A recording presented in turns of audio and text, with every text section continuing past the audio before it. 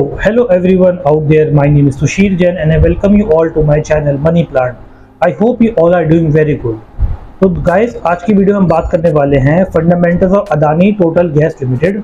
समझते हैं कि अडानी टोटल गैस का क्या बिजनेस है, कहाँ से रिवेन्यू कितना इस कंपनी का आता है एंड कंपनी के फाइनेंशियल फंडामेंटल कैसे हैं। एंड वीडियो में जब हम कंक्लूजन देंगे इसका तो मैं अपनी ओपिनियन आपके साथ शेयर करूंगा कि कंपनी अभी अंडर वैल्यूड है, ओवर वैल्यूड है एंड कंपनी के फाइनेंशियल और फंडामेंटल्स मेरे अकॉर्डिंग स्ट्रॉन्ग है या वीक है।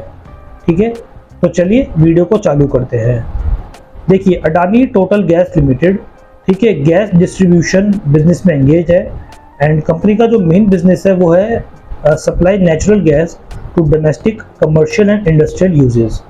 कंपनी का जो सोर्स ऑफ रेवेन्यू है वो लगभग 45% आता है आपका सीएनजी सेल से एंड रिमेनिंग इसका जो रेवेन्यू आता है इसका 45% का वो इसका आता है पीएनजी सेल से, बाकी 1% इसका अदर बिजनेस से भी आता है।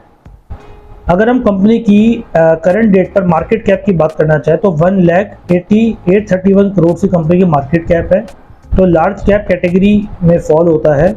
करंट रेशो आइडली एटलीस्ट 1.1 का होना चाहिए, बट इस केस में करंट रेशो कंपनी का 0.57 है जो कि आपका कम है देखा जाए तो ये एक पॉजिटिव पॉइंट नहीं काउंट किया जा सकता current ratio. Debt equity ratio आपका मैक्सिमम 2.2:1 की रेशो में होना चाहिए, बट कंपनी का डेट इक्विटी रेशो 0.3 का है, तो ये एक प्लस पॉइंट है कंपनी के फाइनेंशियल से। अगर अब हम इसका पायर ट्रस्ट की स्कोर की बात करके चले तो वो एटलीस्ट 7 एंड मैक्सिमम 9 तक का होना चाहिए। कंपनी का पायर ट्रस्ट की स्कोर अभी करेंटली 8 है, तो ये भी एक पॉजिटिव पॉइंट है कंपनी का। फिर हम बात करके चलते हैं रेवेन्यू परसेंटेज की, तो एटलीस्ट रेवेन्यू कंपनी का 10% होना चाहिए, बट अभी इस केस में रेवेन्यू इसका सिर्फ 2.21% का है, तो ये एक नेगेटिव पॉइंट है कंपनी के फाइनेंशियल से। फिर नेक्स्ट आता है हमारा ROCE यानी रिटर्न ऑन कैपिटल एम्प्लॉयड, ये एटलीस्ट 15% का आपका होना चाहिए, बट इस केस में हमारा ROCE अभी 21.2% का है, तो ये एक फेवरेबल कंसिडर किया जाएगा फाइनेंशियल्स को। फिर लास्ट आता है हमारा peg ratio, less than 1 under value, more than 1 over value, ये इसका आइडल लेवल होना चाहिए। करंट सिचुएशन में कंपनी का पैग रेशो भी 6.64 है, मतलब एक काफ़ी ज़्यादा हाईली ओवर वैल्यूड कंपनी है अभी एंड मार्केट प्राइस काफ़ी ज़्यादा है इसका as compare to its fundamental. ठीक है, तो गाइस अभी हमने जो उसके 5 या 6 फंडामेंटल रेशियोज है एक बात कर ली उसकी। अब हम कंपनी की जो फाइनेंशियल्स है, balance sheet and profit and loss, उसके बारे में बात करते हैं। तो मैं आपको उसके लिए मनी कंट्रोल की वेबसाइट पर लेके चलता हूँ एंड मैं आपके सामने कंपनी का फाइनेंशियल है उसको प्रेजेंट करता हूँ। तो आप देख सकते हैं आपकी स्क्रीन पे मनी कंट्रोल वेबसाइट आ रही है। अब हम कंपनी के फाइनेंशियल में जाते हैं, balance sheet and profit and loss figures में कंसोलिडेटेड फिगर्स है उसको हम देखेंगे। यहाँ पे पहले हमारा जो प्रॉफिट एंड लॉस है इसका हम खोलें कंसोलिडेटेड फिगर्स, बैलेंस शीट और उसके भी हम कंसोलिडेटेड फिगर्स को ओपन कर लेते हैं। In the mean time balance sheet open हो रही है, हम इसका पहले प्रॉफिट एंड लॉस पढ़ लेते हैं पहले एक बार।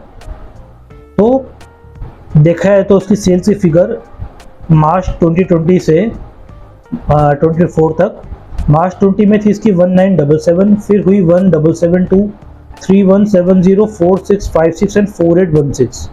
तो देखा जाए तो वैसे तो सेल्स में इसकी उछाल आया है, देखा है तो मार्च 20 से 24 के कंपैरिजन में, बट अगर हम पिछले साल से इसकी तुलना करना चाहें तो इतना कुछ सेल्स में इंक्रीज नहीं आया। जैसे कि हमने अपनी वर्ड फाइल में बताया था कि इसका सेल सिर्फ 2% के अराउंड ही ग्रो हुई है, तो लगभग उतना ही परसेंट से सेल ग्रो हो रही है इसकी, तो सेल्स इतनी अच्छी इस कंपनी की नहीं कही जा सकती। फिर एक बार हम कंपनी का प्रॉफिट आफ्टर टैक्स देख लेते हैं कितना है। एक बार प्रॉफिट आफ्टर टैक्स वगैरह देख सकते हैं कि 2020 से 436, 471, 504, 529, 649 करोड़, तो कंपनी का प्रॉफिट आफ्टर टैक्स भी कोई इतना खास नहीं है, इतना अच्छा नहीं है। एंड अगर हम पिछले साल के कंपैरिजन में इसको अगर देखा जाए तो प्रॉफिट में भी कुछ इतनी खास ग्रोथ नहीं हुई है कंपनी की, तो ये भी देखा तो न्यूट्रल पॉइंट कंसीडर किया जाएगा, ना इतना पॉजिटिव साइड पे ना ही नेगेटिव साइड पे है। अब अगर हम कंपनी की जो बैलेंस शीट फिगर्स है उसको देखा जाए एक बार, तो कंपनी की पिछले 5 सालों की जो इक्विटी शेयर कैपिटल वो लगभग 110 करोड़ के आसपास की रही है। 110 करोड़ के आसपास की रही कंपनी की इक्विटी शेयर कैपिटल पिछले 5 सालों में, एंड जबकि जो कंपनी रिजर्व सरप्लस है वो हायर साइड पे है। आप देख सकते हैं कि 1360, 1823, 2306, 2830 एंड 3470। तो high reserves and low capital situation यहाँ पे फॉर्म होके आ रही है, जो कि कंपनी के फाइनेंशियल से एक अच्छी चीज़ कंसीडर करी जाएगी। अब अगर हम डेट इक्विटी रेशियो देख के चले इसका, तो आपका ये अगर करंट ईयर का निकाले हम तो 1201 डिवाइड बाय 3580, तो लेस देन 1 की सिचुएशन आनी चाहिए। मैं फिर भी आपको दिखाया तो एक बार, 1201 डिवाइड बाय 3580, तो 0.33 इसका डेट इक्विटी रेशियो आ रहा है यहाँ पे। हमारी फिगर 0.43 थी, ठीक है, तो लगभग सिमिलर ही आ रहा है। तो ये गुड पॉइंट है डेट इक्विटी के रेशियो के पॉइंट ऑफ व्यू से। अब एक बार अगर उसका हम करंट रेशियो भी देखिए करंट ईयर का बैलेंस शीट फिगर से, तो आपका है 1032 करंट ईयर में, 1032 डिवाइडेड बाय जो करंट लाइबिलिटी है इसकी, वो है इसकी 1801, 1810, 0.57 का इसका करंट रेशियो आ रहा है। एंड हमारी वर्ड की फाइल में भी इसका 0.57 ही था। तो करंट रेशियो देखा जाए थोड़ा कम है, मतलब अगर आपके पास 1 रुपये की करंट लाइबिलिटी है तो आपको उसको फुलफिल करने का सिर्फ आपके 0.57 के ही करंट एसेट्स हैं अभी। तो ये तरह एक पॉजिटिव पॉइंट नहीं कंसीडर किया इसका, उसको भी हम एक न्यूट्रल कैटेगरी में डालेंगे उसको, ठीक है। बाकी कंटिंजेंट लाइबिलिटी करंट ईयर में कंपनी की भी 0 है।